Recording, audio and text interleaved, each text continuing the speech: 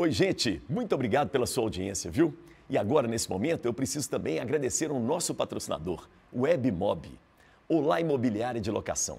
Imagine ter análise de todas as opções de seguro-fiança em menos de 1 minuto. São 8 opções para análise dos inquilinos, juntamente com o orçamento do seguro incêndio. Fazemos tudo isso através da nossa plataforma, que é integrada com as seguradoras Porto Seguro, Tóquio Marine, Potencial e Tchu Seguros. Tudo isso já seria ótimo, não é? Mas a gente não para por aí não. O WebMob é também gestão e atendimento humano. Faça como centenas de imobiliárias. Fale com a gente e agende uma apresentação. O WebMob. Acesse www.webmob.com.br ou então liga para a gente agora, ó, 31 98332 3971. E um bom programa para você. Bom papo!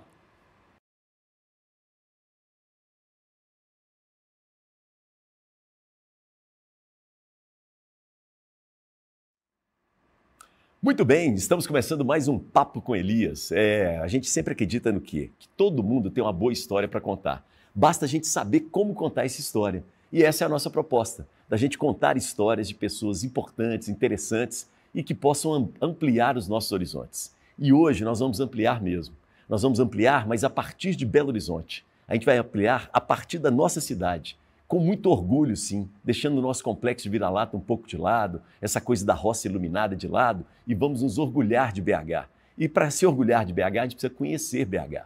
E para conhecer BH, a gente precisa conhecer as histórias das pessoas e dos lugares que muitas vezes foram escondidos. E um desses lugares centrais, fundamentais, vitais para a cidade de Belo Horizonte, e que muito preconceito carrega, é a nossa querida Lagoinha. Você não conhece a Lagoinha? Você que está pelo Brasil afora, não é? Ou pelo mundo afora, então hoje você vai conhecer a partir de um morador da Lagoinha e de um publicitário, um cara que trabalha para fazer o que a turma da publicidade chama de rebranding, não é? Ou seja, pegar a marca Lagoinha e reposicionar essa marca. Então a gente precisa conhecer. Vamos conhecer um pouco desse trabalho? Felipe Tales é esse cara que está aqui com a gente. Tudo bem, Felipe? Muito obrigado. Aí, querido. Massa, é isso, né? Morador da Lagoinha, foi assim que você falou Lagoinha. comigo. Sou morador da Lagoinha e publicitário. Isso. Muito obrigado, né? Eu posso dizer que a Lagoinha agradece sempre todos os espaços que são abertos. Eu, pessoalmente, te acompanho, te conheço. Obrigado. A gente já gravou outras oportunidades.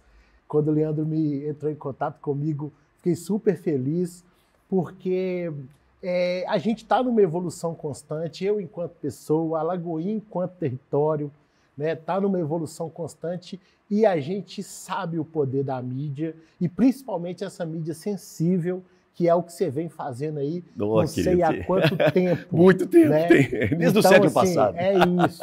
Mas eu não desanimo. Não. Essa coisa Graças da a vocês. sensibilidade, isso é muito importante. E quando a gente está falando de cidade, a gente está falando de afetividade, né? E foi aí que a gente conseguiu ser convidado para estar num programa como esse e vários outros por aí. Então, muito obrigado. Não, que isso. Né? E vamos lá. Vamos lá. Bater papo é o que a gente mais gosta, né? Isso. E a gente com copo Lagoinha hoje aí aqui. Não pode faltar, tudo né? quanto é jeito, né? Mas nós vamos entrar lá. Mas antes, faltar. Felipe, eu queria voltar um pouco no tempo, assim. Você nasceu em Belo Horizonte? Como é que é a sua história? Eu nasci em Belo Horizonte, nasci na Avenida do Contorno, nasci no bairro Santo Antônio. Sim. Uma família, meu avô e minha avó. Meu avô, na verdade, veio para Belo Horizonte em 1929. De onde que é seu avô? Minha avó é de Resende Costa. E meu avô, ele é um distrito... Cidadezinha pequenininha. Resende Costa e Faria Lemos. Caramba, nunca ouvi falar. Lemos. Que loucura. E aí, construtor, né, também autodidata, veio para Belo Horizonte e habitou ali no bairro Santo Antônio, na Rua Marabá. Era uma casa? É uma casa. Ainda ela tem existe essa casa? Lá ainda. Até hoje, acredito eu, que a quarta ou quinta rua que ainda resiste lá no bairro Santo Antônio. Que loucura, cara. E uma das coisas que eu mais guardo de memória, né, foi de ter convivido com o empreendedorismo desde quando eu nasci. né? Porque eu vivi numa casa minha mãe tem 9 irmãos, né? Então, desses 9 irmãos, é muita gente, né? Muita gente ali É um corre, né? né? Então, teve uma turma que seguiu a profissão do meu avô, bombeiro, eletricista. Bem, faz tudo, né? Tudo, essa coisa de hoje, né? Uma outra turma, ela seguiu o serviço público, né? Artista, né? Tem um tio meu que é carnavalesco.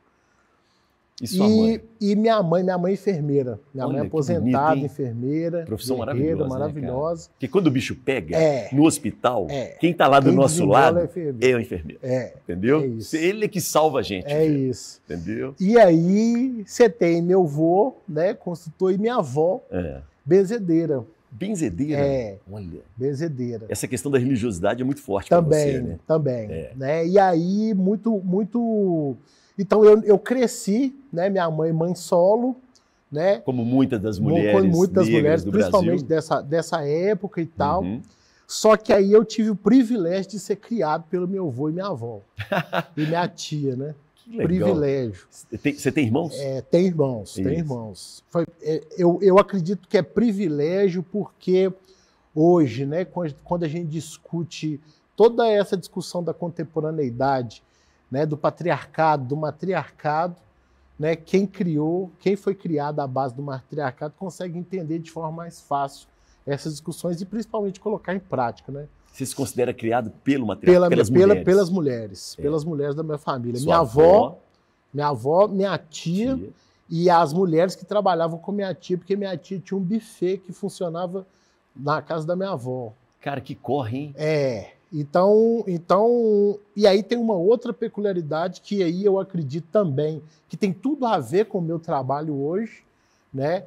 Que tem a ver com a transformação, né? Quando eu nasci, conta minha avó, né, minha mãe, que a grande virada de chave da minha família foi quando eu nasci, meu avô parou de beber e transformou o bar que ele tinha, que, querendo ou não, naquela época, o alcoolismo ele trazia muitos prejuízos para a família. Sim. E ele transformou esse bar num empreendimento que é o que a gente hoje conhece como startup. Isso da década startup do vovô. Isso na década de 80, eu nasci em 82.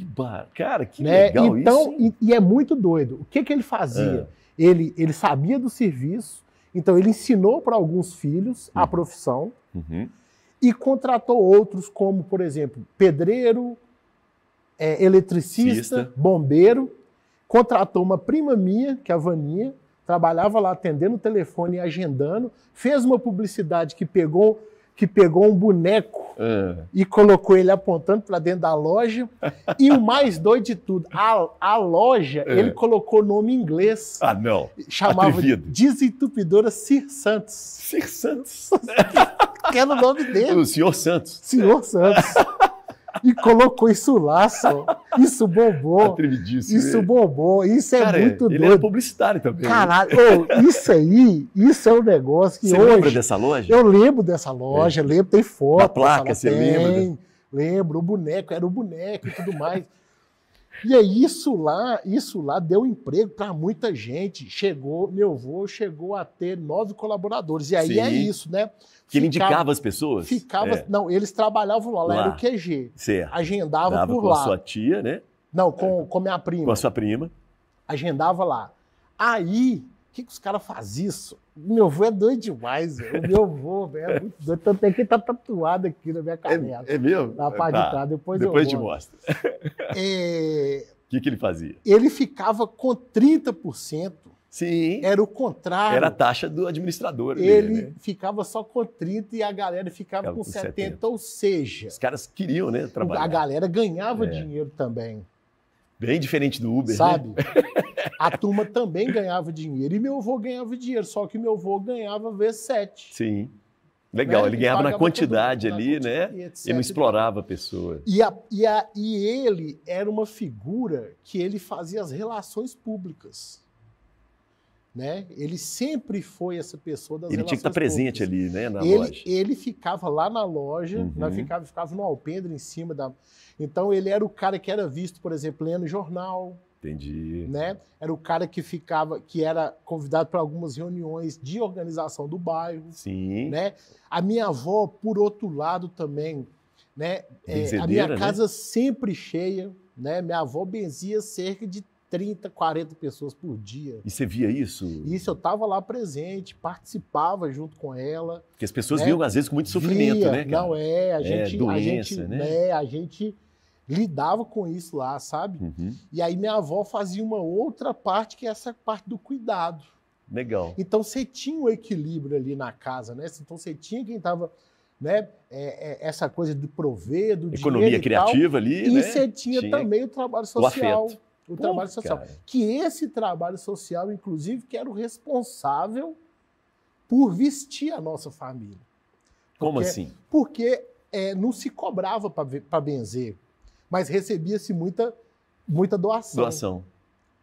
E isso é muito doido. E aí vinha roupa para você? Porque aí vinha roupa, minha avó distribuía entre os sobrinhos, a turma que não tinha. Eu tenho um tio, né, que tinha 7 filhos. Então, ali naquela Pesado. dificuldade ali, tinha que ter. Né? Então, a gente vestia e depois a outra parte da roupa ia para a igreja Santa Rita de Cássia, que era lá no Morto Papagaio, ali na Vila Estrela. Que legal, sabe? isso, hein, E cara? era a roupa tendo outra função na sua vida. E era justamente essa conexão que a gente tinha com o morro.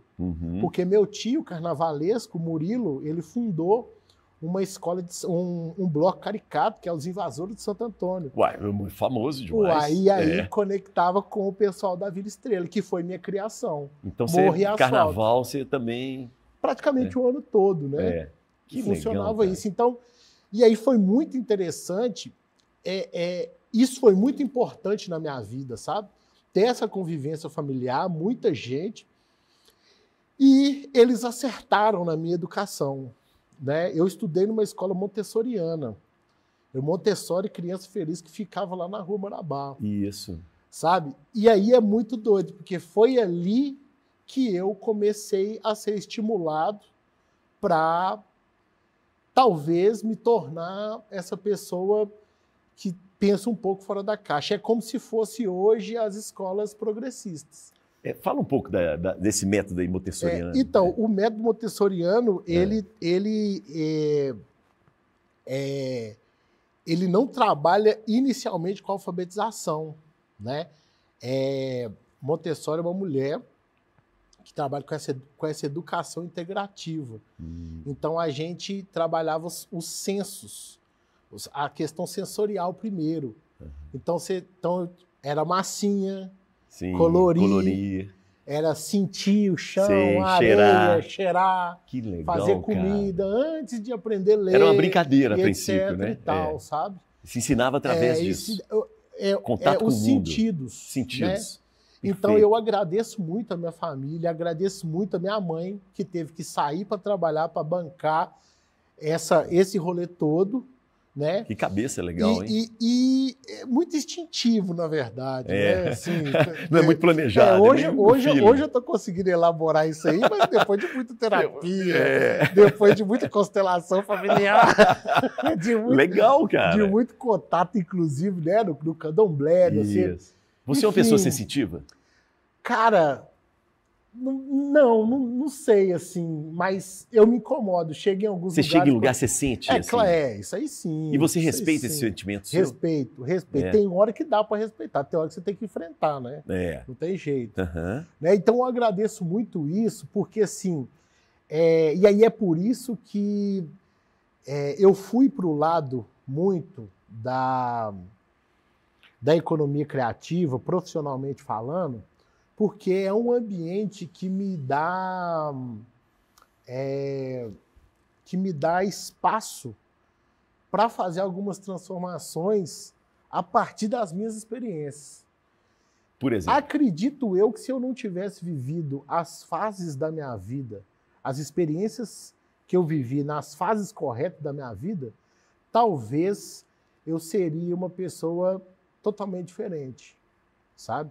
Essa coisa da pessoa conseguir viver a infância, Uhum. hoje é uma das grandes questões nossa hoje, de educação, principalmente de criança, é o crescimento precoce. É. Então, essa coisa de ter vivido, né, No seu a tempo infância, ali, né? Você a curtiu. pré-adolescência É. na pré-adolescência, Aham. né, a juventude na juventude e a fase adulta na fase adulta, sabe? E aí são nas mínimas coisas mesmo, sabe? Eu acho que isso aí faz uma diferença enorme, né? Porque isso faz com que eu chegue hoje com 41 anos entendendo tanto o que é, tanto a responsabilidade como a ludicidade de pintar um cabelo de amarelo sendo negro no Brasil. E fazer isso de forma tranquila e vir aqui gravar um programa. E esse óculos Sim. também, Eu, né? Que é a eu marca sei o que representa isso. Isso Sabe? não é à toa, né? Isso não é tem à um toa, motivo, tem uma intenção. E se a polícia me parar na rua, ela tá fodida. Porque eu vou saber argumentar, falar, meu amigo, por quê?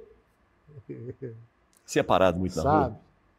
Então, Separado? assim, Separado? não. Não. Uhum. Mas isso é uma coisa que com a experiência a gente consegue adquirir e, na verdade, a gente precisa de usar, às vezes, até o racismo ao nosso favor. Por exemplo. Por exemplo, todas as dificuldades, vou dar um exemplo hoje no mundo dos negócios. Tem muita gente que até hoje eu preciso que vá fazer o primeiro contato que seja branca. Mas eu já sabendo disso, eu me posiciono dessa forma. Entendi. E você usa isso como estratégia. Como assim. estratégia, né? Isso é uma merda? É uma merda. Mas entre chorar e executar e fazer com que as pessoas aprendam, até mesmo para as próprias pessoas se entenderem enquanto idiotas, isso é muito importante. Isso é um processo educativo. Perfeito. Mas você não perde o negócio. Mas isso é uma coisa que muita gente não está preparada para fazer, né? Por isso que existe o embate. Uhum. Né?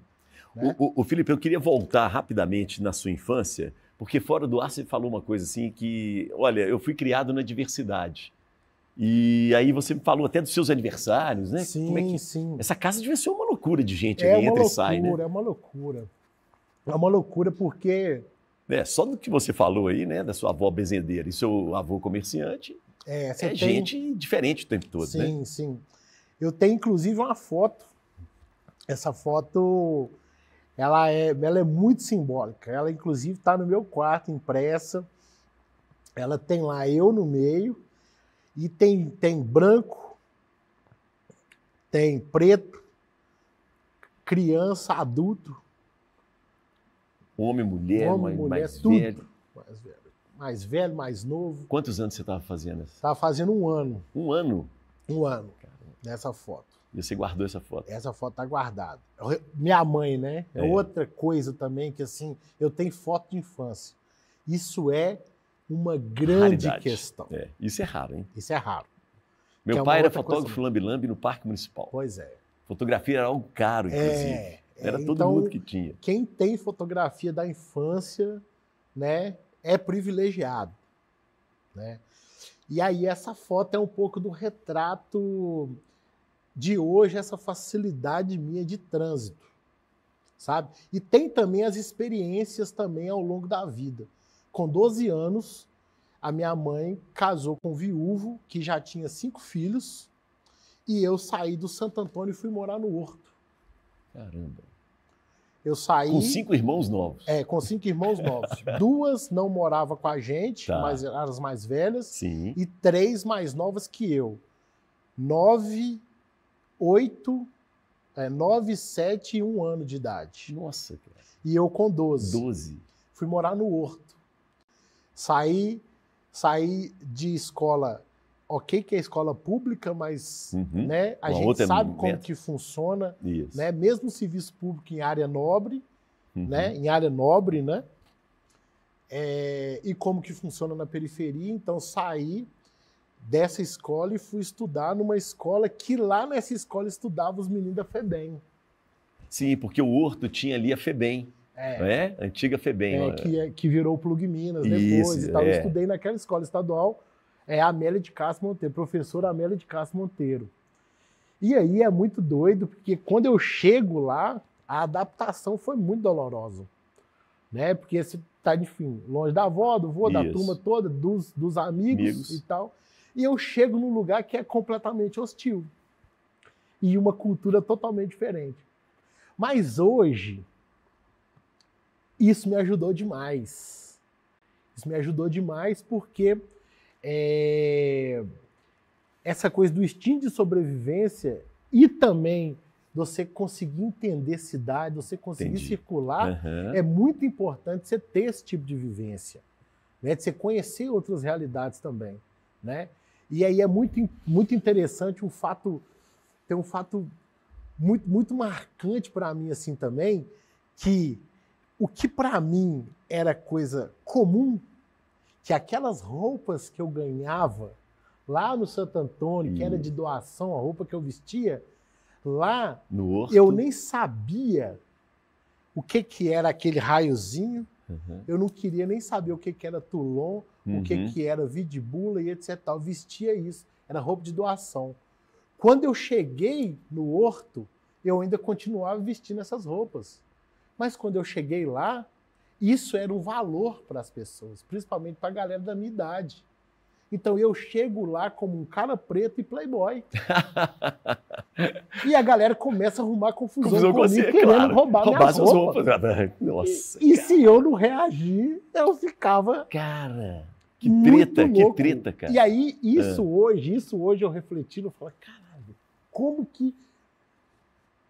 Isso é muito doido, isso é uma experiência humana muito doida. E aí, a partir daí, é que eu conheço também formas de organização.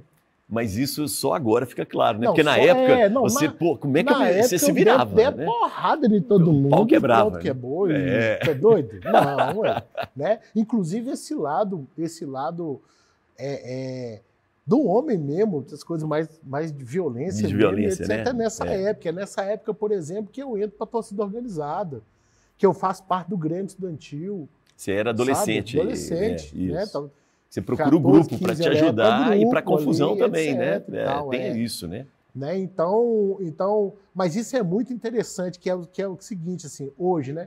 O que é valor para um e o que é valor para o outro, né? Para você, então a gente fazendo uma roupa como outro qualquer, né? Uma roupa de doação, e mas causou que uma lá inveja, do outro lado tinha muito valor aquele raiozinho, né? Da Zump, né? Tinha muito valor aquela sandália de couro que dava um chulé do caramba, que é impeachment, né? Que usava aquele tênis, nem gostava daquele tênis, na verdade, e etc. Mas é o que tinha para usar e etc.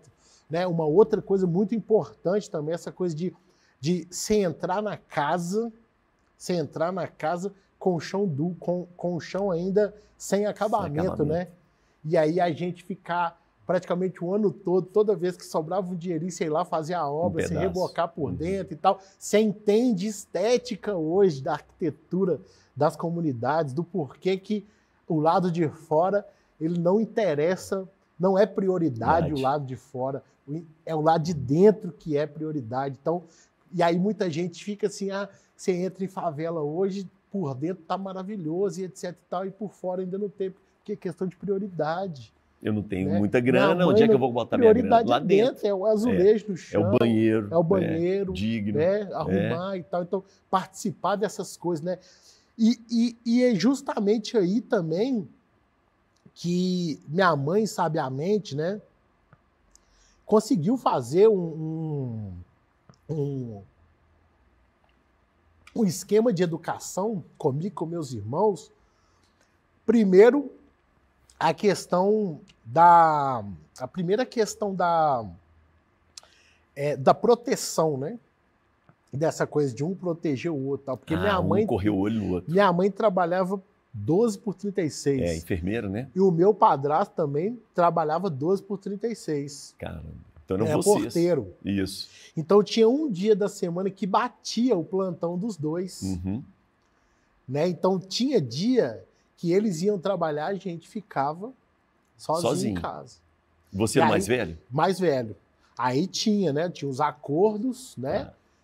E você De tempo em tempo. tinha que ligar para saber como é que a tava. galera, minha mãe, né? O meu pai ligava para saber como é que tá. E a vizinha, que era meu tio, né? Uhum. Ficava de olho. Então, tipo assim, senso de proteção, né? Senso de comunidade. O que hoje a gente estuda que, principalmente uma filosofia africana, que precisa de uma aldeia para se criar uma criança, né? E eu vivi isso. Eu vivi essa aldeia. Morava numa rua sem saída, onde todas as festas que aconteciam na rua, acontecia lá embaixo na rua e todo mundo participava. Época de Copa do Mundo. Todo mundo. Um corre o olho no outro, né? Ou ninguém fica sozinho. Pintava os vamos ver os jogos juntos. Ver o jogo junto, etc. E tal. A questão da cultura, etc. Tudo isso em meio à violência. Né?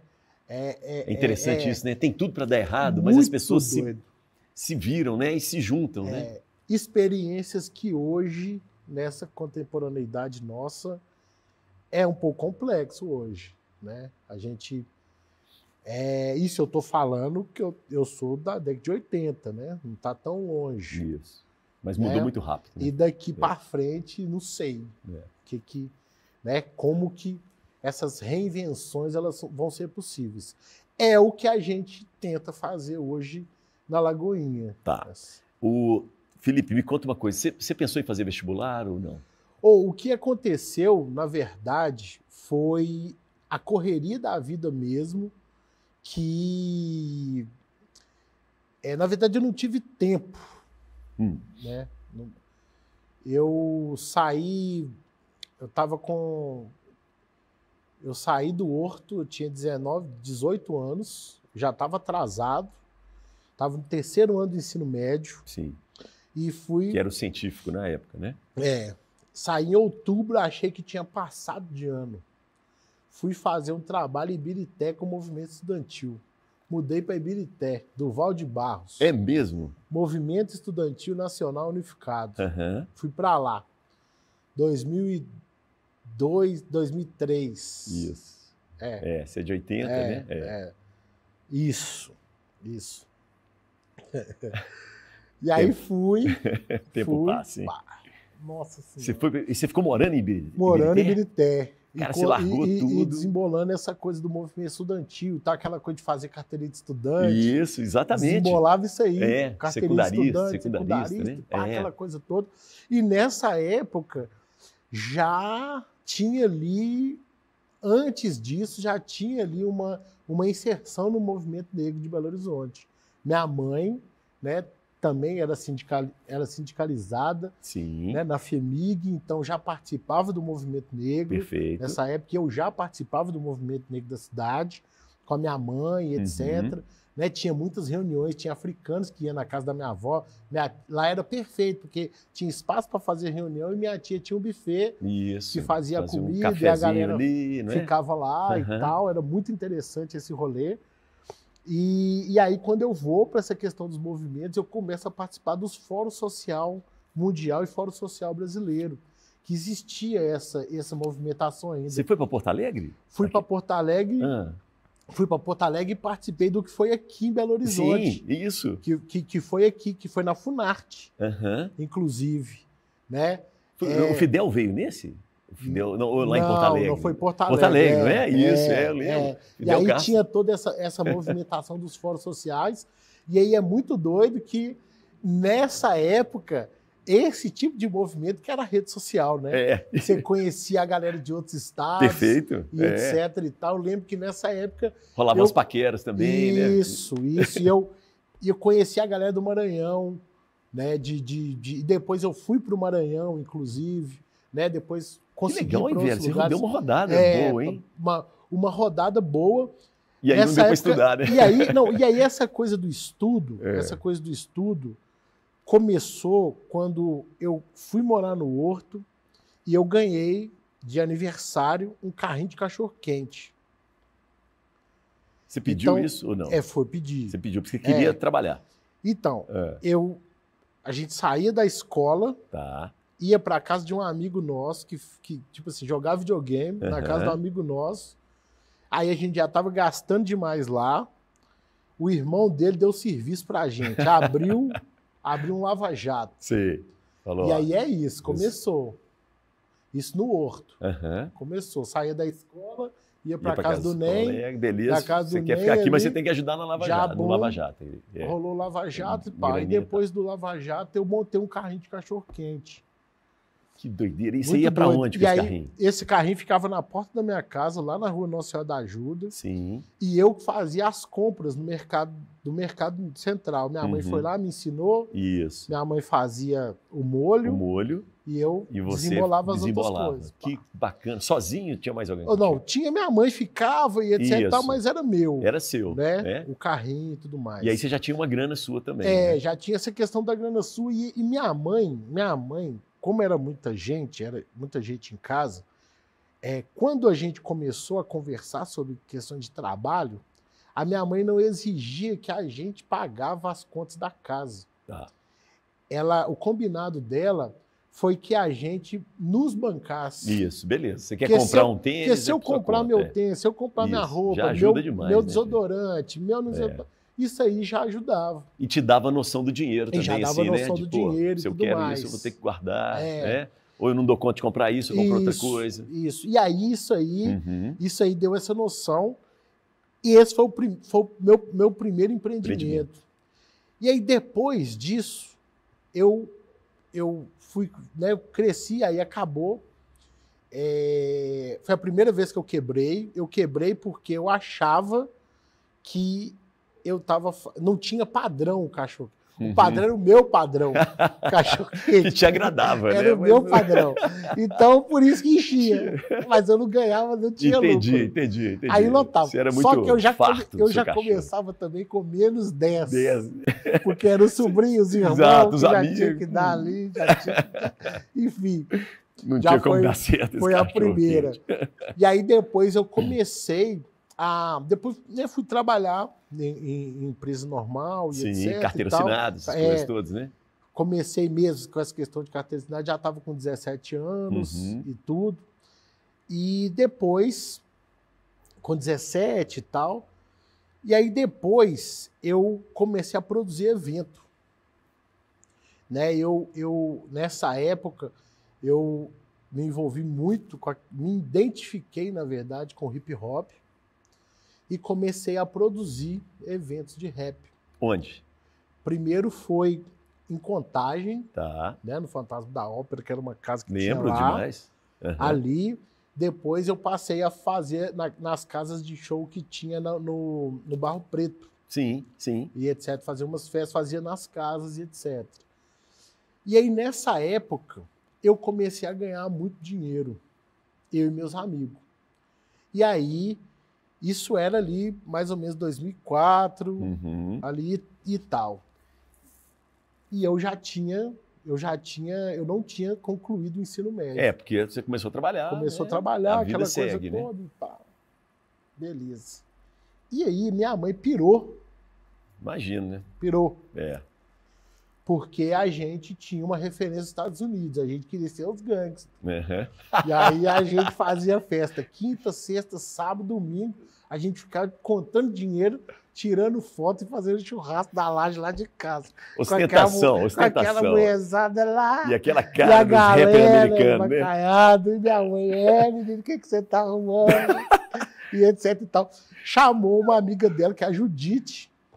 Judite era uma enfermeira também, etc e tal. Ela, o que esses meninos estão arrumando e tal? Judite, me ajuda com esses meninos Judite teve a disposição de ir ver o que a gente tá fazendo. Ela foi lá no baile, no e aí baile. Ela falou assim, Marta do céu, nós temos que ajudar esses meninos e tal.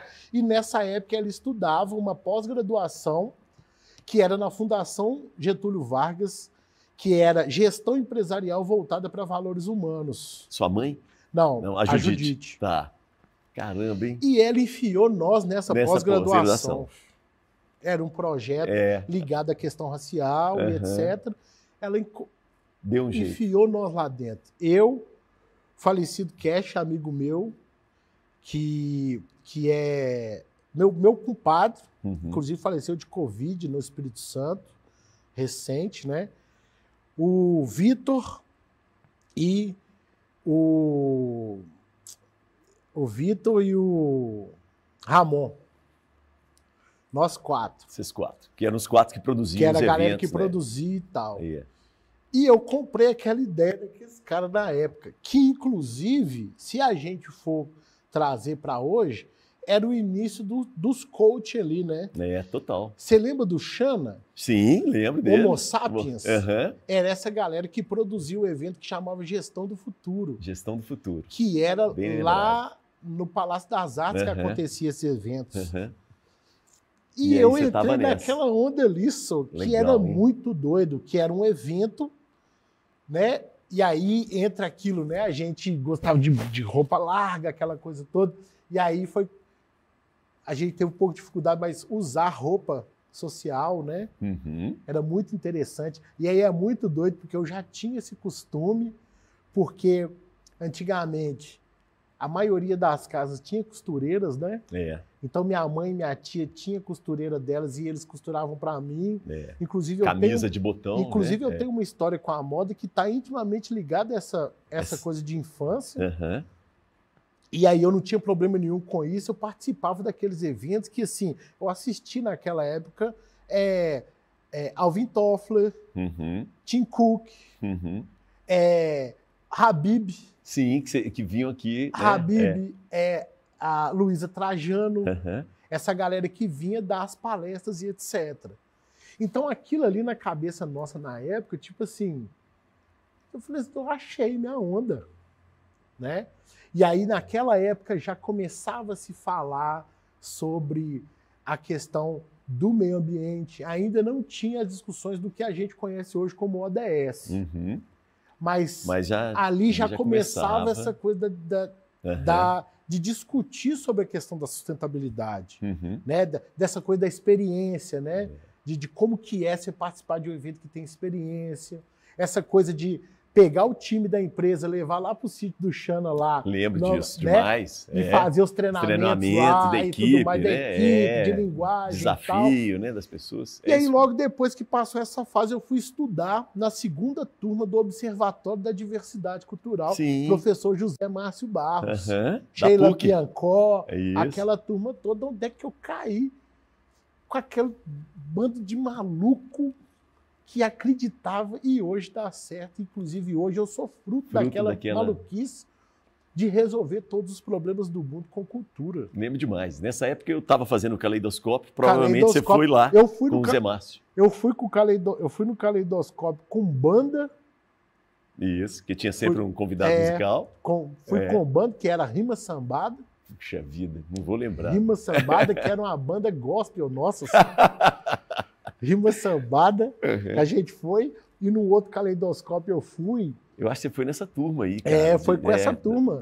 Foi com essa Observatório da Juventude, né? Um negócio assim, Muito bom, hein? Que rolou isso. Assim, eu sou contemporâneo da Áurea Carolina, né? Da galera do hip hop chama e tal, que é essa turma que tá aí hoje, que tá aí hoje, cidade, comandando as coisas, né? Vocês chegaram num posto importante. E aí, isso, depois do Observatório da Diversidade, ali mais ou menos meados, aí foi 2004, 2005, aí foi a primeira turma 2006.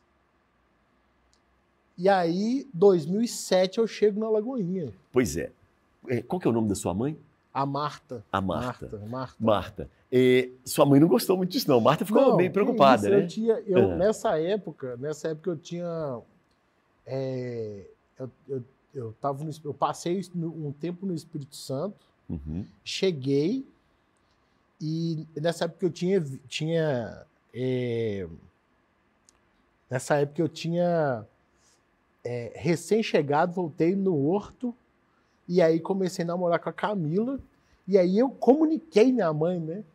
Que eu ia morar na Lagoinha. A Camila morava na Lagoinha? Camila já morava há 14 anos na Lagoinha. Lagoinha, isso. Ela já morava lá. Aí você ia juntar os panos com ela mesmo. Aí fui falar com minha mãe, pelo amor de Deus, você é muito doido, você tá indo morar na zona, e etc. Falou assim, e tal. cara. Falou, morar na zona. Morar na zona. E isso foi muito doido porque eu já tinha tido uma experiência um pouco antes com Lagoinha. Tinha um pai de uma amiga minha de escola, que é o Júpiter. Ele tinha uma loja de fotografia na Rua Além Paraíba. Sim, que tem um laboratório ali, um Center Foto. Tinha um Center Foto, um laboratório importante. Além Paraíba. Do lado da Igreja Nossa Senhora da Conceição. Isso mesmo. Eu já ia lá, eu já frequentava lá essa época. Um pouquinho, época de escola. Então, vagamente, a gente ia para lá depois, aí depois passou, voltei, aquela coisa toda. E aí, voltei para Lagoinha e fiquei com aquilo na cabeça, etc. E a minha companheira, na época, ela tinha um salão de beleza. Tava... E eu, nessa época, aí eu tinha montado um estúdio de música com um amigo que já era produtor e tal. A gente tinha um estúdio e dentro desse estúdio nasceu o Duelo de MCs. Tá. Né? Lá, na verdade, era o QG, porque assim, o Vux era cliente nosso, o Léo era parceiro, os caras que começou o Duelo de MCs. Monge estava nessa também? Monge estava nessa também, Monge estava nessa também. O que é jornalista? Eu esqueço. O PDR, que era do Rima Sambada. Isso. O PDR. A sua banda lá. Que era do Rima Sambada também. Perfeito. Querendo ou não, o som do Duelo era guardado lá, no estúdio. Então, ali no estúdio ficou... E eu entrei naquela. Sim. Entrei naquela e eu fazia a parte que era colocar roupa social para ir conversar com a polícia, conversar com o prefeito, conversar com o vereador. Arrumar patrocínio. De fazer essa parte. Das relações públicas. Que não é problema para você, nunca foi, né? Porque tem na sua história. Essa coisa lá da atrás. Família, então né? fazia isso. Então, nessa mesma época de Duelo de MCs, eu cheguei na Lagoinha. Então, querendo ou não, eu já tinha uma experiência prévia. Sim. Né, com relação a essa coisa de trabalhar território e principalmente diálogo com o poder público. Mas quando eu chego na Lagoinha, instintivamente, eu começo a colocar em prática o que eu aprendi no Observatório da Diversidade. Que isso era uma coisa muito clara que tinha ficado para mim, que é essa coisa do ouvir. Sim. Sabe? Essa coisa de você chegar no lugar, você de fato conseguir extrair a história das pessoas. Você não chega em lugar nenhum propondo nada, não. Tanto é que antes de começar o Viva Lagoinha, eu trabalhei no jornal Fala Pedreira, lá na Pedreira, que era um jornal comunitário que já existia lá há mais de 12 anos. Trabalhei no jornal Gazeta da Lagoinha, que já existia lá há muito tempo. Trabalhei com as associações de bairro da Vila Senhor dos Passos, do Bonfim, do Conjunto IAPI. Então, eu prestei muito serviço voluntário na Lagoinha antes de hoje ter aí o Viva Lagoinha, que é essa iniciativa que as pessoas conhecem. Assim, tal. E isso foi muito natural. Foi muito natural. Conhecer Nega Laura, que era amiga da Camila, que me apresentou para o Robson, que era do jornal, que me apresentou para o Jairo, que me apresentou... Isso é coisa de mineiro, nossa, né? Que foi, um conhece o outro, e que confia. foi fazendo os trabalhos. Dedé Portugal Braga, cineasta que estava trabalhando lá na época que estava acontecendo, chamava Plano Global Específico, que é o Vila Viva, na Pedreira. Isso. A gente fez um filme sobre o jornal Fala Pedreira, né? Então essas coisas foi me dando subsídio, foi me nutrindo, até que fez muito sentido quando eu cheguei. O professor Melquiades Lima, ele era professor do UniBH, sim, de audiovisual, produtor, né? Trabalhei com ele. Produziu um documentário chamado Lagoinha. Isso mesmo. Que aí eu fui lá assistir esse documentário e descobri, pelo documentário, que eu estava no berço da cidade de Belo Horizonte. Cara, então foi isso aí. Esse documentário foi na própria Lagoinha, Ele lançou lá. Eu lembro. Melquiades. Isso aí, para mim, foi a virada de chave. De entender onde eu estou. E entender, principalmente, como que eu posso dizer?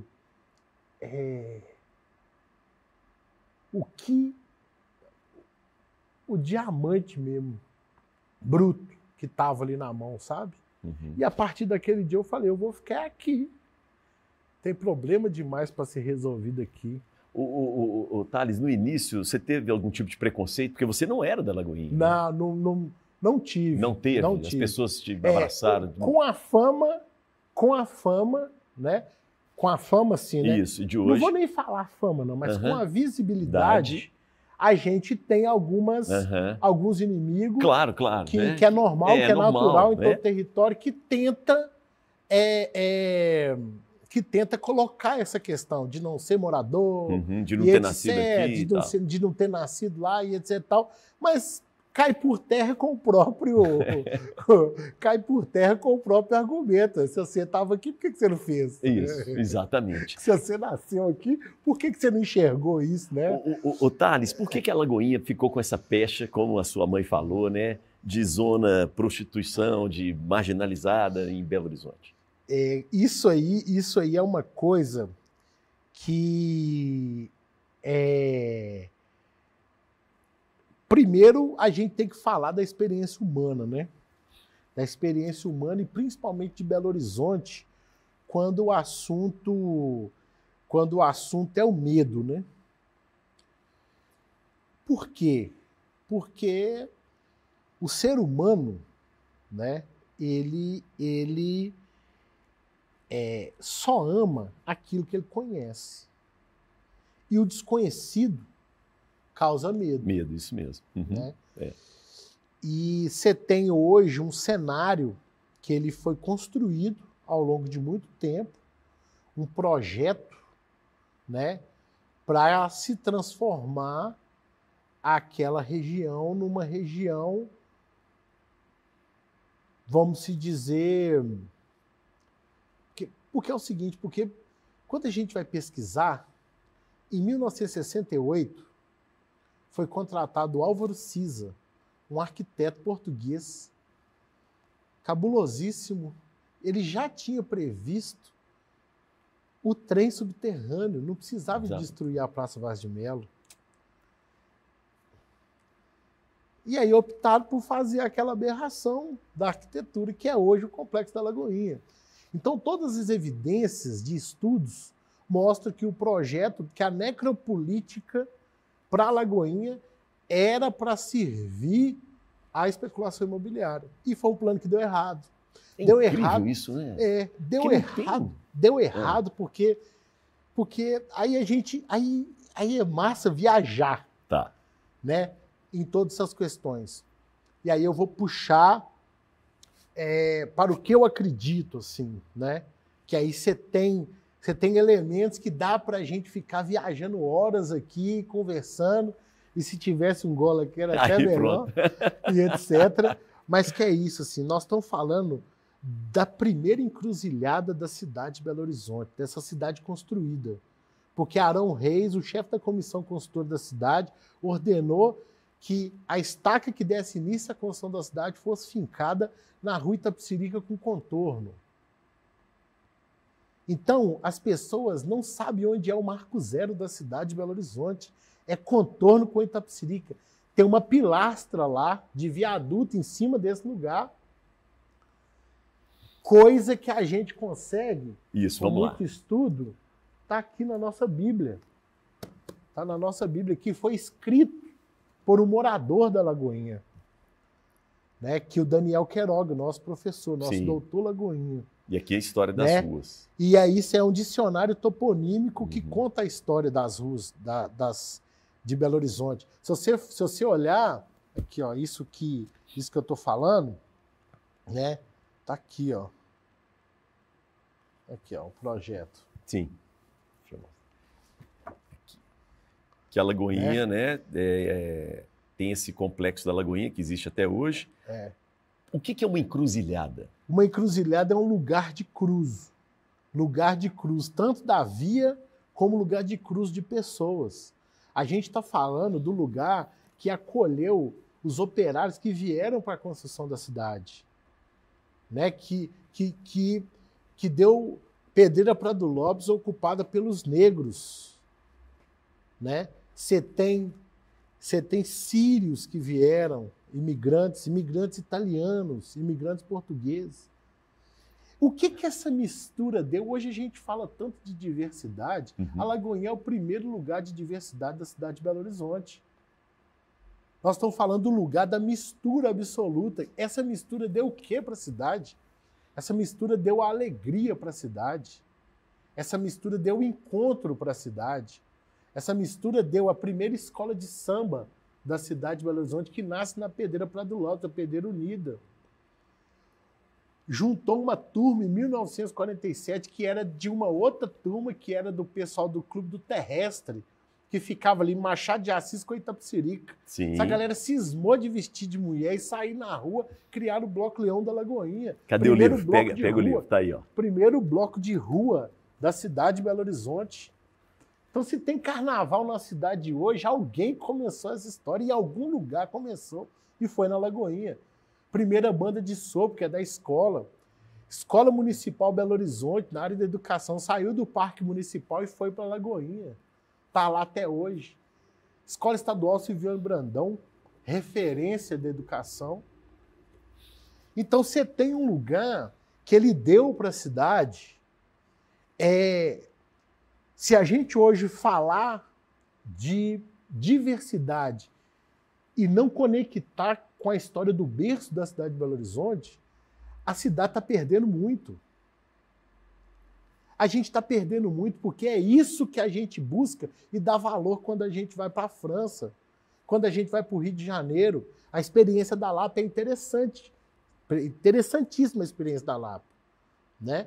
Mas a experiência da Lapa tem o dedo de um mineiro belo-horizontino que tinha referência da Rua Itapecerica dos comércios de antiquário. Sabe? A gente não tem nada a dever à Lapa. Não, é nossa irmã. Isso. Né?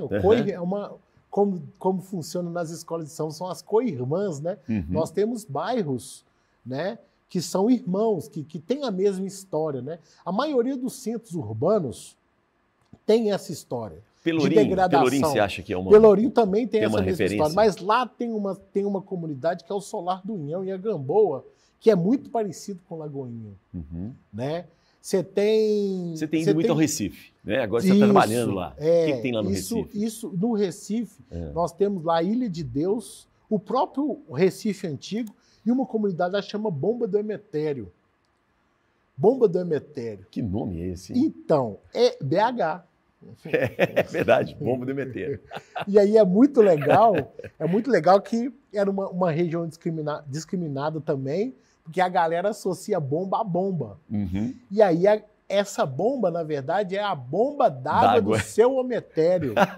Que ótimo. Que é o cara que distribuía água para toda a comunidade. E é um lugar que ele culturalmente ele é muito rico, né? E aí, falando de Recife, falando dessas coisas, a gente está até um pouco avançado.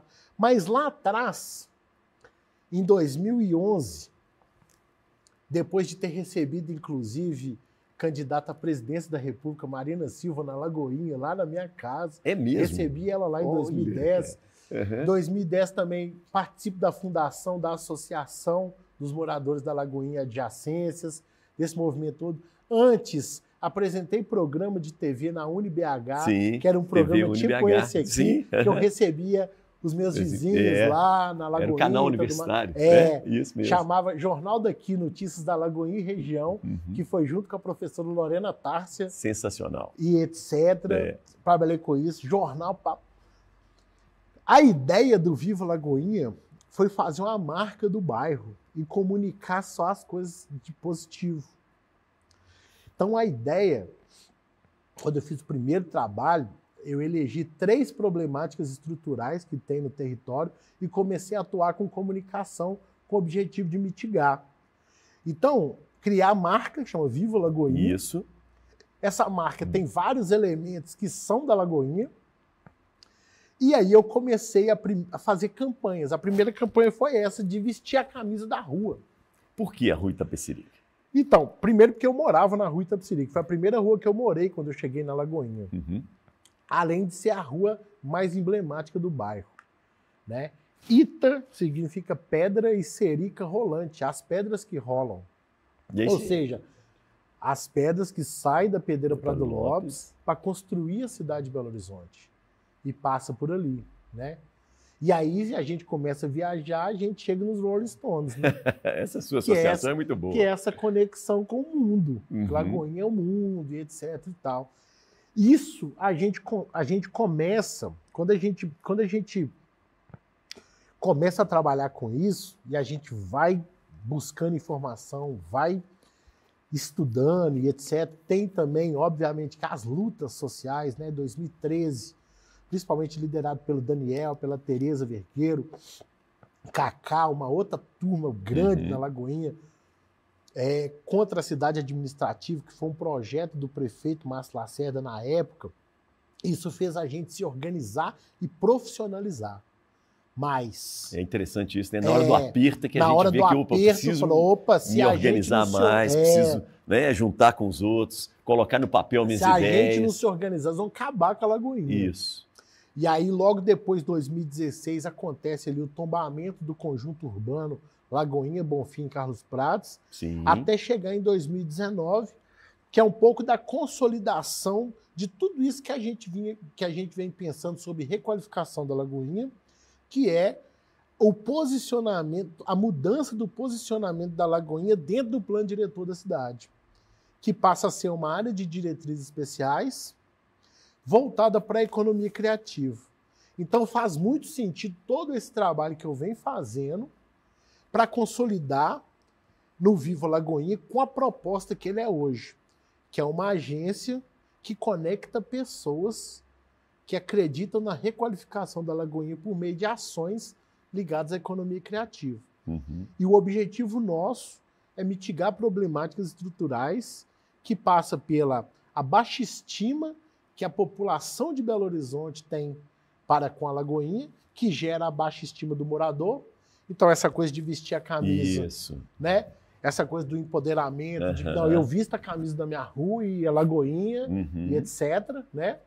Você tem uma outra problemática estrutural, que é a falta de vida noturna, né? Então, essa coisa de atração de novos investimentos, de novos negócios para o território, o fortalecimento do comércio local é muito importante. Aí tem uma coisa básica que é, por exemplo, a luz, né? A iluminação. A iluminação. Puxa, um lugar escuro, básico, ninguém... É isso. Hoje na rua Itapecerica, por exemplo, nós temos 70 portas de comércio fechadas.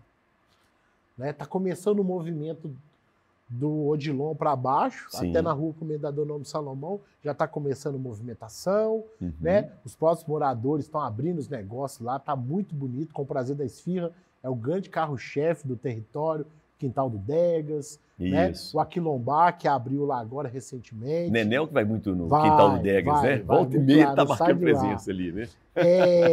E essa questão do alto índice de pessoas em situação de rua, que é uma discussão que a gente faz a nível municipal, estadual e federal, que isso é questão política, né? Ô, Thales, qual que é o perfil dessas pessoas que estão ali?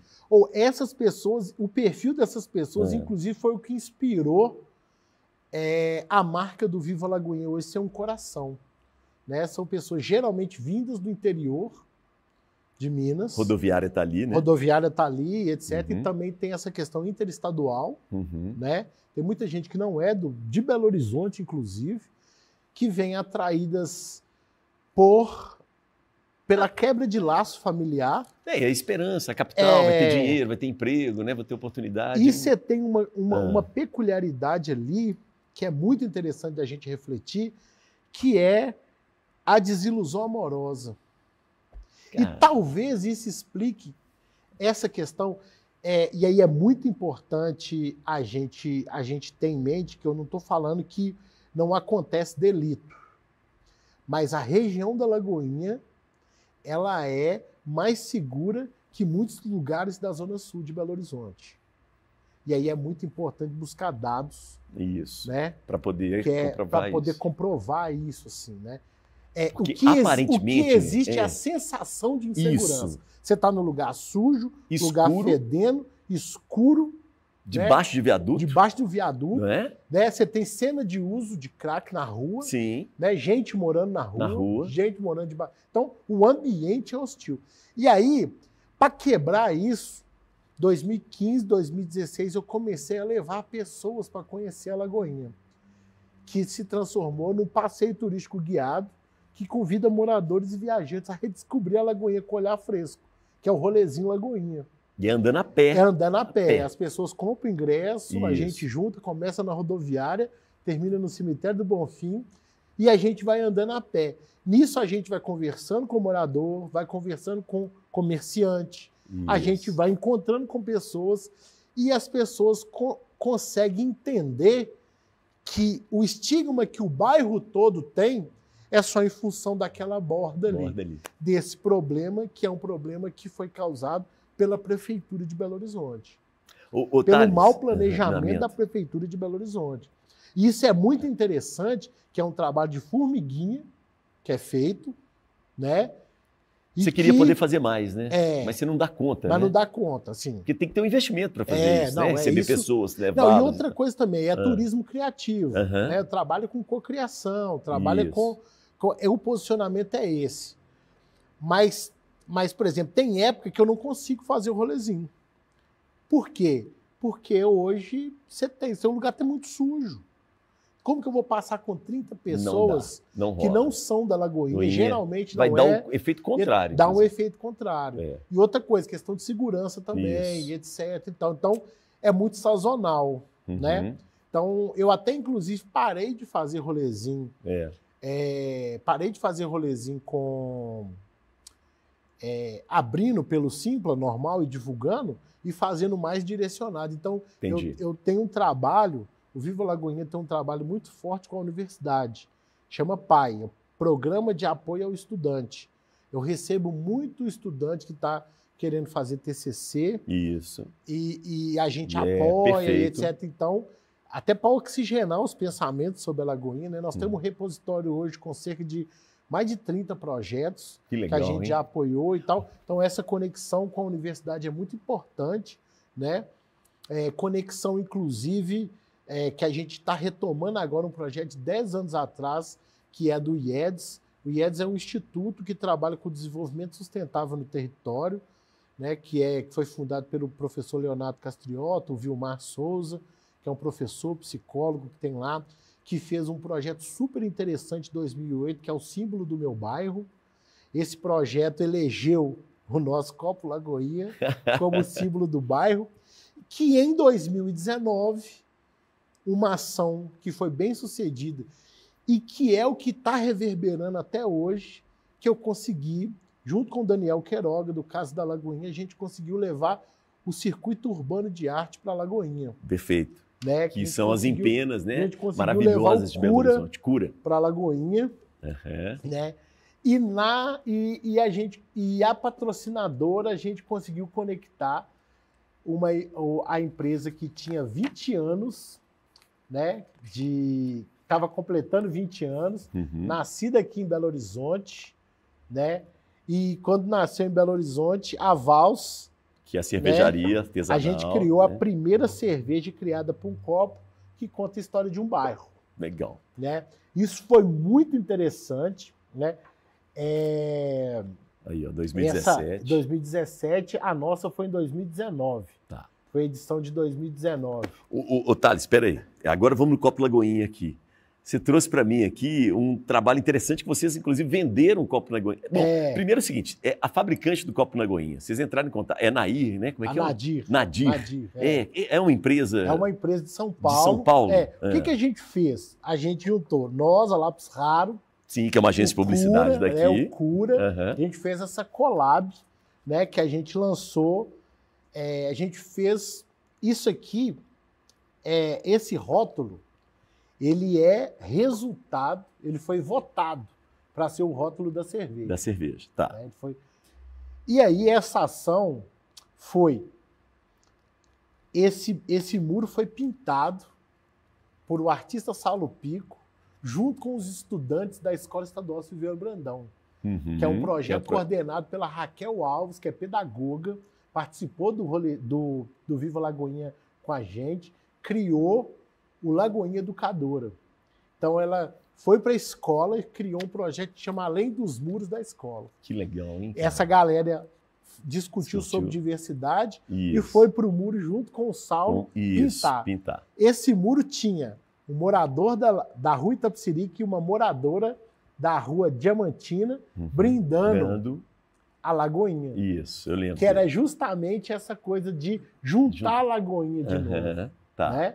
Que isso é muito simbólico. E aí a gente fez uma ação, que foi uma ação de fazer uma petição eletrônica pedindo para a Nadir oficializar em Belo Horizonte o nome Copo Lagoinha. Atrevidíssimo de novo, hein? E a gente deu a sorte do Denis Vim, que é o diretor de marketing. Ele viu as pessoas tatuando o Copo Lagoinha. Brigando para tatuar o Copo Lagoinha, que foi uma ação que a gente fez de tatuagem e tudo mais. Legal. Aí, quando ele a galera viu a importância disso, a Nadir oficializou em Belo Horizonte o nome Copo Lagoinha. Você é o embaixador, né? Então, aí um ano depois ela convidou para eu ser embaixador do Copo Lagoinha. Aí você põe lá a camisa social e vai lá. E a partir daí, a gente conseguiu contar essa história, né, de que esse copo hoje está na mesa de quase todo Belo Horizontino, né, do rico, do pobre. É um copo democrático. Né? A gente conseguiu comunicar que a origem do copo é a origem de Belo Horizonte, democrático, resistente e charmoso. Né? Resistente por conta da resistência mesmo. Mesmo, né? O Soquinquim Vaz de Melo, que é o dono da mercearia que vendeu o copo pela primeira vez em Belo Horizonte, em 1947, ele vendia o copo batendo no balcão para provar, para mostrar que ele era bom.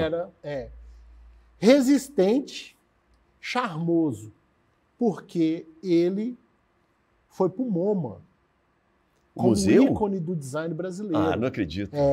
Como ícone. Que legal, cara. Essas histórias a gente nem conhece, cara. E isso tem tudo a ver com a Lagoinha. Essa história de resistência do bairro Lagoinha. Resistência do copo.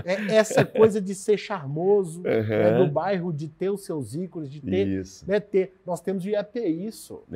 Aquela experiência arquitetônica ali. Minha mãe, quando chegou em Belo Horizonte, ela ficava louca com o IAPI. Ela é surreal aquilo ali. Né? O modernismo, a gente estava até conversando um pouco no off. Às vezes esse abandono até ajudou a preservar essa história, né? Sim. E a gente conseguiu desembolar para que isso ainda seja preservado. Ainda tem esperança, ainda tem coisas lá. Ainda tem coisa lá ainda que só tem lá. Só tem lá. E a gente fica de olho nessa questão, ao mesmo tempo dialogando com quem está chegando. Né? Isso precisa acontecer. Agora, a loba sumiu, né? Como é que é aquela história? Agora a loba nem Cadê o livro? Tá. Inclusive, tem na capa aí do livro que você estava mostrando. A Lagoinha, isso. Que é a Casa da Loba. Pode deixar, depois a gente acerta. Que é a Casa da Loba, que é o... Que lugar é esse aqui? Isso aí é a Casa da Loba, que é um ícone arquitetônico que a gente tem no território. Fica na Rua Itapecerica? Fica na Rua Itapecerica. Essa casa, ela é muito simbólica para a gente, né? Porque ela traz uma história, é um pouco de uma história triste, né? Mas uma história também de como que essa coisa do imaginário, né? Assim como a Loura do Bonfim, né? Isso. Assim como Cintura Fina, né? Que essas lendas urbanas. Inclusive Luiz Morando, nesse livro aqui, Luiz Morando, retrata responsável muito pela bem luta contra a AIDS daqui em Belo Horizonte. Né? Muito doido. Ele muito importante. Fala sobre Cintura Fina, Rua Paquequé, desmistifica, né, essa coisa ali da Rua Paquequé para a cidade. E a Casa da Loba, quem construiu ela foi o Lapertosa, que era um arquiteto que era de Roma. E ele, para homenagear a cidade, colocou o símbolo de Roma lá, dando de mamar Rômulo e Remo. E isso virou para as crianças tinham medo da loba, né? E aí a jogada foi, ele pediu um dinheiro emprestado, né? pro Felício Roxo. Sim. Quando ele foi pagar, o Felício Roxo ficou com a casa. Ah, tá. E essa casa era frequentada por JK, Hilda Furacão Caramba! e etc. Tal, porque os jogos deixaram de ser na Pampulha para ser lá na Lagoinha, a A jogatina. jogatina. E aí a galera associava Lagoinha, Hilda Furacão e tal, à prostituição. Uhum. Então a loba ficou como essa coisa que a gente, da mulher de 40, Caramba, loba, isso. ficou essa coisa no imaginário. Só que a Caramba. questão arquitetônica dessa casa que é o grande interessante, né? Que a imponência dessa casa é muito massa. E a maioria das casas da Lagoinha, porque se a gente for pensar, como que os operários que vieram construir a cidade conseguiram... Porque isso é a contraface da cidade original. Isso é doido demais. Os caras construíram lá dentro da Contorno, mas para eles construíram ou até melhor. Com qualidade. Com qualidade até melhor. Muito legal, né? Isso é muito doido. É a resistência do vulnerável, pois né? é. Ela falou, vou te dar pois uma é. resposta. E aí a nossa casa também, por isso... Olha, eu acho que talvez esse seja um dos motivos que talvez a gente não consiga assumir a Lagoinha. Né? Uma parte da elite quer esconder isso, inclusive essas coisas bonitas. Sim, sim. Então vamos deixando ali. E é o que quando a gente recebe, né, as pessoas, quando a gente está indo quando vai, principalmente pro rolezinho, que as pessoas conhecem, é isso, assim, as pessoas ficam de cara, sabe? Quando consegue entender o grande potencial que a gente tem na mão, sim, de transformação, um grande laboratório que dá para testar muita coisa, coisas que, por exemplo, são muito polêmicas, que é como que a gente vai tratar a questão da pessoa que está em situação de rua. Né? A gente tem um campo muito vasto para testar. Né? Hoje a gente tem duras críticas a essa política de assistência social, que já dura mais de 30 anos. E né? não resolve. Né? Na cidade de Belo Horizonte, ela está defasada, né? Inclusive, essas viagens que eu vou fazendo nos estados, eu já vi experiências muito interessantes com relação a isso. Então, a gente tem um campo de pesquisa muito grande. Nós temos o cemitério do Bonfim, que aberta é a nossa visitação. Recoleta. É sensacional. Até mais doido que a Recoleta. Inclusive, eu estive na Argentina, eu vi. Olha, eu vou te contar aqui um segredo para todo mundo. Eu tenho 2 filhas, né? E teve uma vez que a gente foi na Casa Rosa, a convite de uma colega nossa, porque tinha um samba lá, né? E era aniversário dela, Graziela Melo Viana. Mandar um beijo para Grazi, que é minha orientadora do mestrado, do doutorado também. E aí nós fomos com as filhas. E aí quando deu, né, um horário ali, elas eram crianças, então elas cansaram um pouco. Aí a gente fez o seguinte, falou, vamos passear no cemitério. Aí nós fomos no cemitério. Gente, o que essas 2 crianças brincaram no cemitério, e não tinha ninguém, não tinha um enterro de ninguém, então nós fomos num outro momento, numa outra hora, e tivemos um outro olhar do cemitério. Que massa. E tem lá um programa de visitação. Tem um programa de visitação. A professora, como é que é? Marcelina.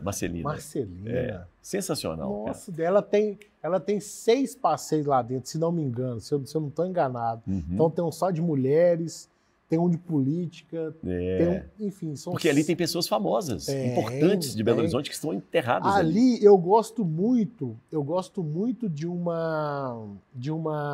Sepultura? Não. É de uma narrativa do Daniel Queiroga. Sim, sabe? Daniel Queiroga, conheço. Que ele coloca ali essa coisa da cidade mesmo, né?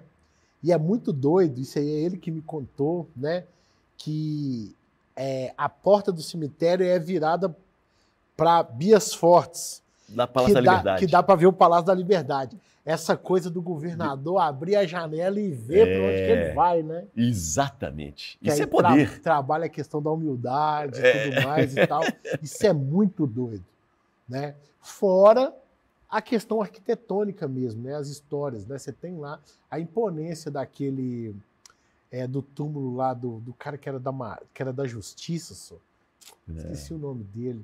Enfim, façam o rolê, é muito as legal. Visitas do Bonfim, para vocês entenderem o que é. Ô Thales, por falar em rolê, eu não posso deixar você ir embora sem você falar do rolezinho por aí. Que história é essa aí? O rolezinho, o que acontece? O rolezinho, ele é isso. o mineiro gosta de encurtar as palavras, né? Então é Zin com N. Muita gente fica com Rolezinho. N. Rolezinho e M. Não, é rolezinho. A gente corta as palavras. O que é isso? Quando a gente começa a empreender, a gente aprende que você tem que trabalhar com o que você tem. O que eu tinha na época? Algumas informações, minha canela, meu pé, minha mão. O que eu vou fazer com isso? É isso que eu tenho para fazer. Então, eu comecei a andar no bairro. Como que eu consigo monetizar isso? Contando uma boa história, e daí nasceu o Rolezinho Lagoinha, com a ajuda e a conexão com a galera da Casa Invisível. Casa Invisível era um movimento que acontecia no Santo Antônio. Olha aí, eu voltando lá para o Santo Santos. 2017, Casa Invisível, que propunha essa coisa, o movimento chamava Nossa Grama Verde. Ou seja, a grama do vizinho, a nossa grama também verde. É verde. Pô. E elas, era a Bruna, inclusive mandar um salve aí para duas Brunas, né? E para a irmã da Bruna Viana, para Isabela, que me acolheram muito bem. E elas tinham uma parada que chama Circuito Santor, que era o Circuito Santor, foi um evento de rua, de bairro, feito pelos próprios moradores. Nessa época eu me conectei com essa galera, ou seja, eu saí da Lagoinha, fui buscar tecnologia fora e fui muito bem acolhido. E eu consegui transformar isso num produto. As coisas que eu fazia, por exemplo, andar com as pessoas de forma natural no bairro, eu transformei num produto. Conversando, né? Você é um cara... Apresentando as pessoas, mostrando o nosso ponto de vista, o porquê que é um anfitrião mesmo, né? Isso.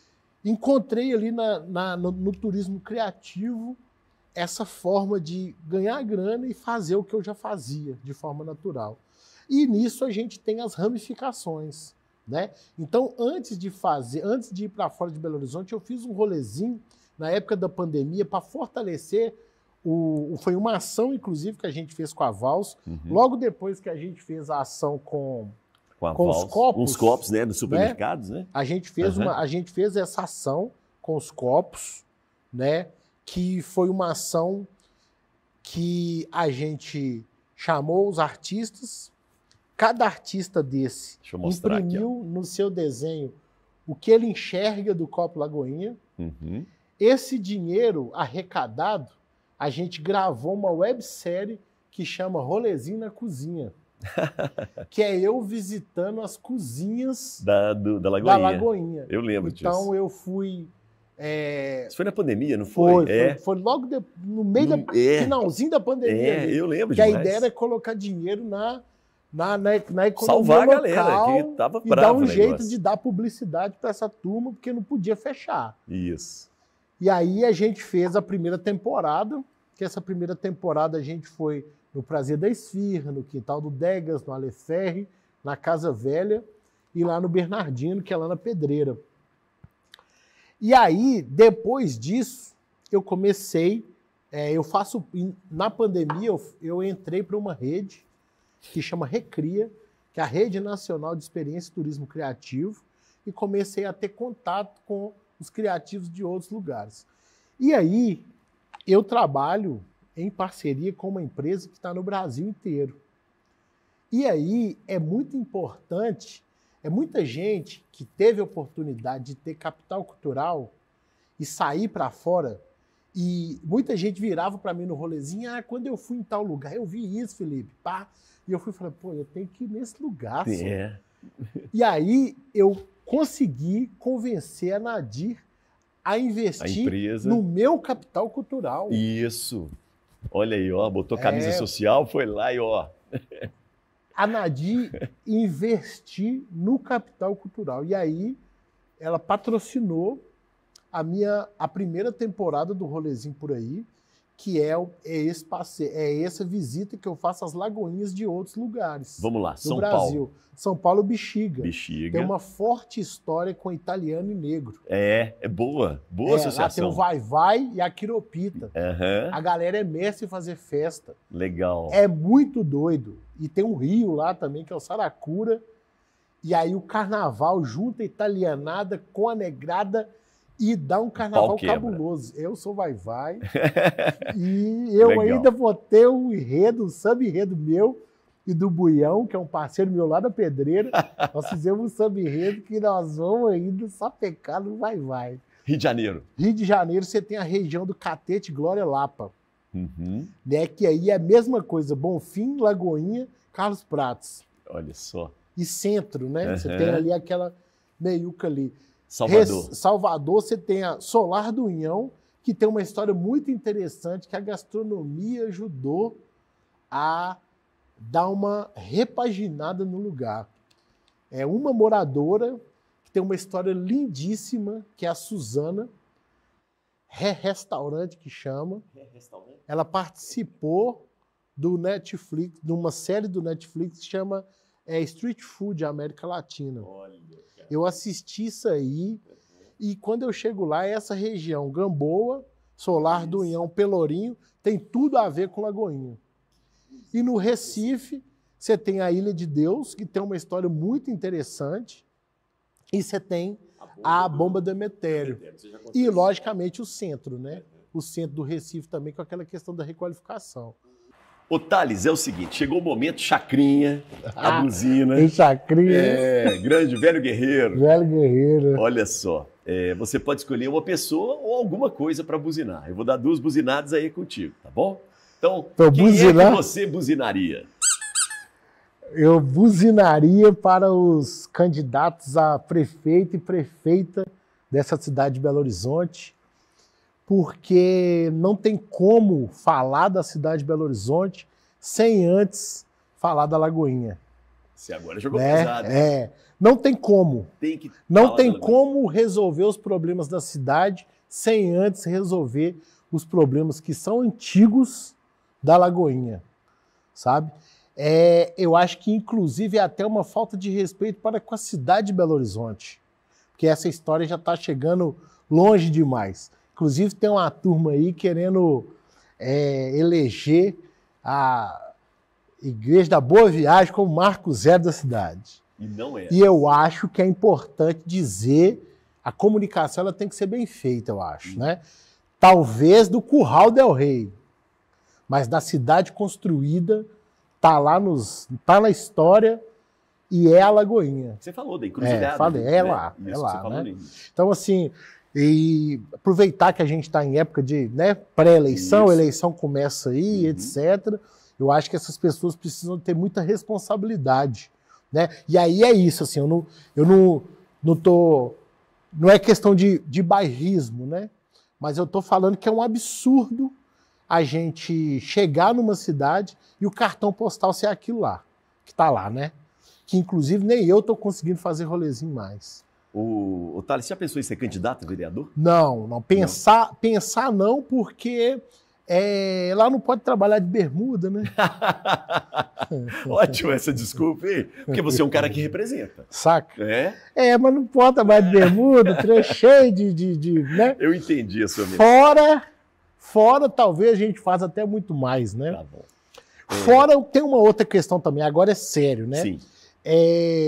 Infelizmente, a gente ainda não tem uma educação política onde as pessoas tenham noção do que é o trabalho de um vereador, né? Concordo principalmente quando a gente está falando sobre, quando a gente está falando de bairro, né? Essa coisa que antigamente tinha aquela coisa de representação do bairro e tal. As pessoas não têm noção de quanto um vereador ganha, não tem a noção de quantas reuniões de comissão que o vereador tem que ir. É um trabalho sério. De quantas sessões plenárias por mês tem que ir.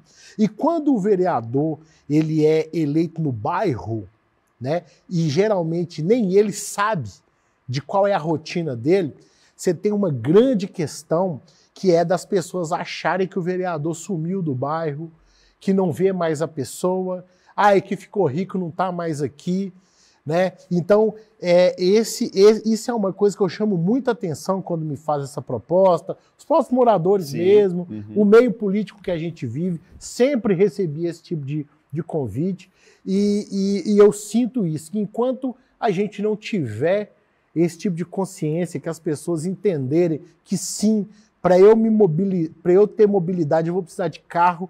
E será que eu quero carro? Às vezes eu quero andar de bicicleta, às vezes eu quero ir a pé, continuar indo de transporte público. Eu vou sumir mesmo no bairro, ué.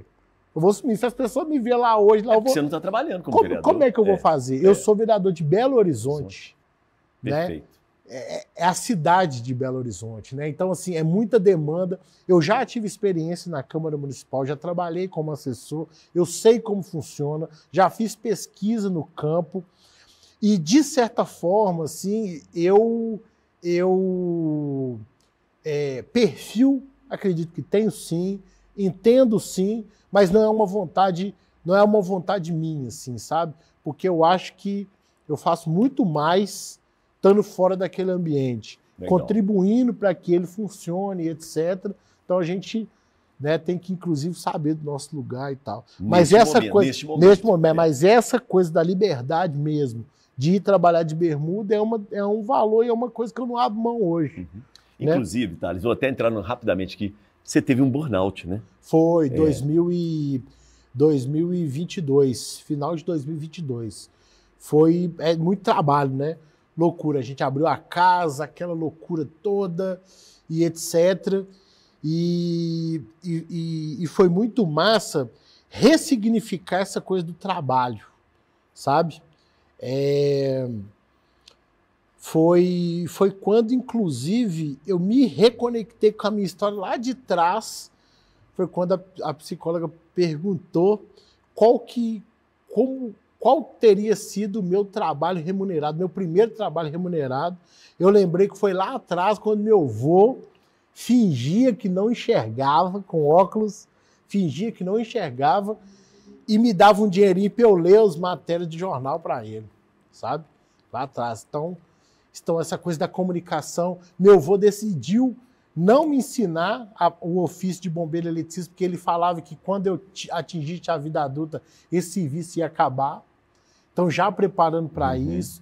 Então, essa coisa do trabalho, de acúmulo de trabalho, etc., é um negócio que eu tomei muito cuidado de lá para cá, sabe? Boa. Porque é isso, sem saúde também não faz sentido nenhum, né? A gente... E Dona Marta, onde é que está morando, Dona Marta? Dona Marta mora na rua Itapecerica. Sua mãe. E pergunta para ela se ela quer mudar de lá. Não quer mudar de lá. Que falou que você ia para a zona, né? Tirou o cabeção hoje, bora lá. E isso mostra também, né? Isso mostra também o trabalho na prática. Isso. Né? Deu resultado. Que é isso, né? Começa dentro de casa, depois passa para a rua, né? Depois para o bairro, depois para a cidade, que é o que a gente fala que gentileza gera gentileza e etc. E tal. Isso tem muito a ver com isso. Ô Thales, nós estamos fechando aqui, mas me chamou a atenção, assim, você fez terapia, né? Você falou, né, que faz terapia e tal. E tem também a religião de matriz africana. Isso para você não é um conflito, né? Não é um conflito, porque na verdade foi um resgate, né? Eu, inclusive, eu cheguei a fazer iniciação em quase todas as religiões oficiais do Brasil. Né? Minha avó, sabiamente, não forçou eu fazer primeira comunhão. Eu só batizei. Quando eu casei com a Camila, eu fui para a igreja evangélica e batizei nas águas. Conheci um amigo meu em 2010, fui para o espírita kardecista e frequentei, fiz até cirurgia espiritual lá em Sabará. E em 2016 trabalhei com o que é hoje o zelador de santo da minha casa de Candomblé, que é o seu Hélio Catulembá. Conheci em 2016 e foi muito interessante porque eu fiz uma campanha eleitoral dele, coordenei a campanha eleitoral dele e eu visitava cerca de 6 a 8 terreiros por dia nessa época. A gente fez uma campanha intensa. E tinha terreiro que a gente chegava e assistia a sessão de Preto Velho, geralmente segunda-feira e etc e tal. E ali eu recebi mais de 30 vezes o recado que minha avó, os Pretos Velhos falando que minha avó estava muito alegre de eu estar naquele ambiente, sabe? Que bacana isso. E isso hein? foi uma reconexão muito grande, porque essa coisa da benzeção da minha avó lá atrás e tal. E aí quando eu fui fazer o levantamento, né? O levantamento é como se você joga o búzio, né? Para saber se você tem o Odu, se você tem caminho naquele caminho ali. Isso. Aí deu que tinha, e aí você faz uma cerimônia que chama levantamento. Você é levantado ali como um possível filho da casa e você começa a sua trajetória dentro da casa. Foi em 2016. Nessa época, deu que o meu inquice ele está totalmente ligado à comunicação e à tecnologia, que é Exu, que é o pai da comunicação, e Ogum, né, que eu estou falando em Yorubá, mas a minha nação é Angola, né, que é um Zila, né, que é o Exu, que as pessoas mais conhecem, Isso. e Nkosi, que é o Ogum, que é ligado à tecnologia. O Ogum, ele que transformou o ferro em ferramentas para facilitar o trabalho do homem. Se a gente trazer isso para a minha vida, com comunicação, Exu, comunicação com céu e terra, Orum, Ayá, enfim, né? Você tem essa representação da comunicação e você tem o Ogum, né? O Nkosi, que é essa coisa da tecnologia da o Felipe. Né? E o que eu busco no candomblé é o equilíbrio, né?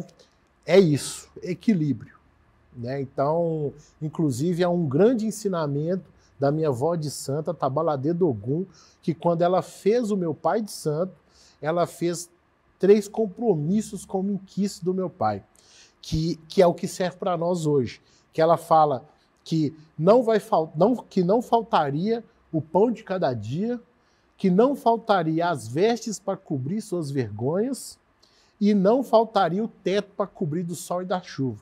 Se a gente quisesse luxo, riqueza, que é só através do trabalho que a gente conseguiria fazer isso. E é por isso que eu trabalho muito. É por isso que a nossa nação trabalha muito. E essa coisa do equilíbrio é o que a gente busca e o que a gente aprende todo dia. Muito interessante, né? Porque o burnout é o desequilíbrio. É o desequilíbrio. É o desequilíbrio. É muito uma coisa só, né? Thales, para a gente finalizar mesmo, assim, você está falando muito de ancestralidade. Durante a fala, você se remeteu muito ao seu avô, sua avó, as pessoas da Lagoinha que nasceram lá, que te contaram as histórias. A gente está preparado para as pessoas idosas, nós estamos aumentando a nossa população de pessoas idosas. Você acha que a Lagoinha, por exemplo, é um lugar que é amigo de uma pessoa idosa? A Lagoinha, como esse, né, os primeiros bairros de Belo Horizonte, né, eu, inclusive, nos últimos 3 anos, eu perdi o mestre Lagoinha, que, inclusive, foi o cara que me ensinou sobre o centro de Lagoinha. Então, o mestre Lagoinha Sambis que fez o nosso hino, né? Adeus, Lagoinha, adeus. Eu sou contemporâneo dele. Ele já deu rolê comigo. O Tonhão, da Rua Itapecerica. Semana retrasada, a Eliane, lá da Rua Diamantina, embaixador da Rua Diamantina. Então, os nossos mais velhos estão partindo ao mesmo tempo que eu tive a oportunidade de conviver com essas pessoas, eu também tenho me preocupado muito com essa questão dos mais velhos, né? E como um bairro que tem ainda muita gente... Tem muita gente idosa muita lá, gente né? idosa, né? É um cuidado muito grande que a gente está tomando quando a gente vai discutir, por exemplo, bar e restaurante na Lagoinha, sabe? Por conta da questão do barulho, Isso. onde coloca, onde não coloca, etc. Áreas de convívio, isso aí é uma coisa que sempre está nas nossas discussões, né? Porque, ao mesmo tempo, a gente também precisa avançar, né? A gente não tem que também Claro. ficar saudosista, né? É. Com algumas questões, mas isso é considerado. Mas é o equilíbrio, Né? né? Que a gente tá falando. Essa questão do equilíbrio. E a né? história do bairro, essas pessoas têm... Tem a ver com isso. Tá. Tanto é que uma das questões, Elias, que a gente tem muita dificuldade é com essa pessoa que viveu a Lagoinha antes dos anos 80 e depois dos anos 80 acreditar que é possível reviver a Lagoinha. É a grande dificuldade. Porque ela não acredita mais em promessas, né? Já ouviu muita coisa. E já viu muita coisa também, etc. Também, enfim. Você quer envelhecer na Lagoinha? Você? Eu não sei se eu vou envelhecer na Lagoinha. Não sei. Não sei. Tá. Mas vai estar lá. Tá lá porque eu acredito também, inclusive, é uma coisa que eu já venho fazendo, que é de trazer mais gente, sabe? Eu acho que, até para mim, enquanto pessoa, né, é muito cansativo, sabe? Já tem Imagino. 16 anos que eu moro e tem 13 anos que eu já falo a mesma coisa, sabe? Sim, sim. Teve muito avanço, senão não vivia do que eu propus viver. Claro. Muito avanço. Mas eu, por exemplo, não quero ser igual às lideranças antigas que a gente tem hoje no território, sabe? De não ter opção de parar para descansar, sabe? Ou não ter outros objetivos na vida também, isso, desafios, sim, outros rolês, né? E né? Deixar a moçada que tá chegando. Porque é isso, eu sinto que eu sou essa referência, mas tem muita gente ainda, né, com muita dificuldade ainda, que ainda não consegue conectar com a turma de agora, porque é um conflito geracional mesmo. Eu não quero ficar desse jeito. Eu quero ficar escrevendo livro, contando essas histórias, falando um bocado de mentira com a galera e tal. Tomando cerveja no copo Lagoinha. Viajando. Enfim, fazer. Não sei assim se eu envelheço da Lagoinha. Mas a minha grande referência é o Wander Piroli, sabe? Que é um camarada que é um escritor, né, que viveu ali a nossa Lagoinha e que ele falava muito bem sobre essa coisa do ir e vir, sabe? Tem hora que a gente precisa de sair de cena para aparecer outros Filipes, outros Daniels, outros Jairos, outros Robsons. E se a gente não sair de cena, essa coisa vai morrendo. Embaça ali. Né? Então, para você surgir, alguém tem que sair de cena. Né? Você tem ali, alguém empurrou, né? Alguém foi. Então, esse é o ciclo da vida, né? Boa. Até mesmo porque essa coisa se eu falasse que era muito mais bonito assim, falar que não, que vai envelhecer e tal, mas não é honesto. Porque eu sou o cara da circulação, sabe? O meu perfil eu já tô afim de impactar a Ilha de Deus lá em Recife. Eu achei apaixonado por Recife. Eu achei um problema bom lá, que eu vou resolver o problema lá. Tem o BH lá, né? Tem a bomba DMT lá também. Tem outras coisas. E tem outra coisa também, que aí tem muito do mineiro. Às vezes o camarada começa a ter valor aqui depois que ele sai, sacou? Total. Depois que ninguém vê ele aqui, bem que aquele cara falava. Pô, o cara tá importante às vezes agora. Ajuda mais do que... Às vezes ajuda mais. Queridão. Tem isso também. Vai em paz, mas volte, viu? Bacurau, né? Bacurau. Se for, vai em paz, né? Obrigado, mas viu, isso. Thales? Mas nós estamos aí. Lagoinha é isso, né? Eu fico muito feliz. Outro dia eu recebi uma homenagem dos meus vizinhos, lá do Prazer da Esfirra, que abriram uma galeria de arte culinária e colocaram meu nome. Opa, responsa, assim, sabe? E tipo assim, falei, olha aí, sabe? Eu acho que é isso. O crioulo fala que saber a hora de parar é para o homem sábio. Né? Então, é isso. Né? A gente dá a contribuição ali, etc., mas é algo que a gente tem que repensar, que é isso, que é o legado, né? Tem gente que deixa herança, né? Eu quero deixar legado. Boa.